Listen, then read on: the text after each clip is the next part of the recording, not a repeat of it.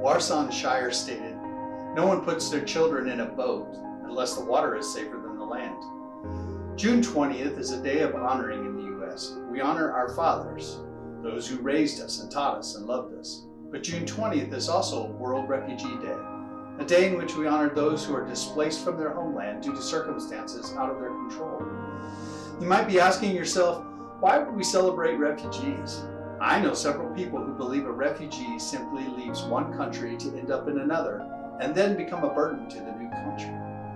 While the Bible doesn't use the word refugee specifically, it certainly isn't quiet on the subject. The truth is, God tells us throughout His Word that our obligations to people are especially to those who are refugees. Cursed is anyone who withholds justice from the foreigner, the fatherless, or the widow, in Deuteronomy.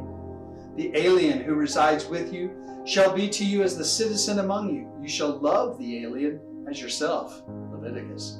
And of course, Jesus reiterated the love of neighbor as the second greatest commandment of God in Luke, when He said, "You shall love the Lord your God with all your soul and with all your strength and with all your mind, and your neighbor as yourself."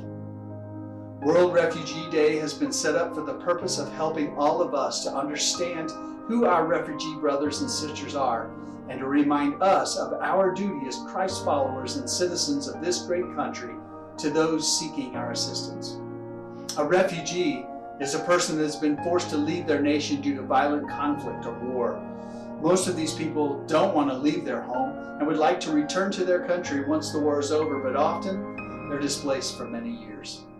In fact, the UN Refugee Agency tells us as of the middle of 2020, there were 80 million forcibly displaced people worldwide. 80 million.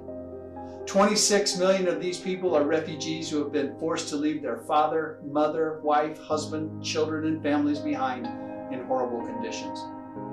One of the greatest privileges of serving at Cactus Nazarene Ministry Center and that Well Health Center in Cactus, Texas, is to be able to stand in solidarity and serve those who are refugees.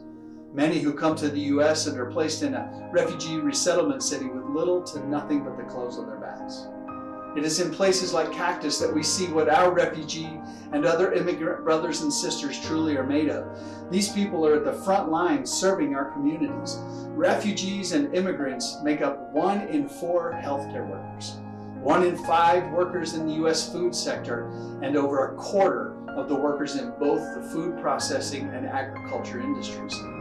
They're willing to work hard, live simply, and give back to our society.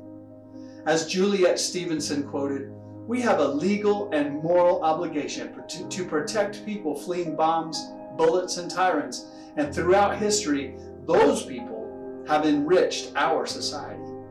CNMC and the Well deeply care about the foreigner and the stranger, the refugee and the immigrant seeking help, seeking hope, seeking life. It is who we are and what we do, but it should not and cannot just be a few people in a small town serving our neighbor. Rather, as Dina Nayeri has so elegantly put it, it is the obligation of every person born in a safer room to open the door when someone in danger knocks.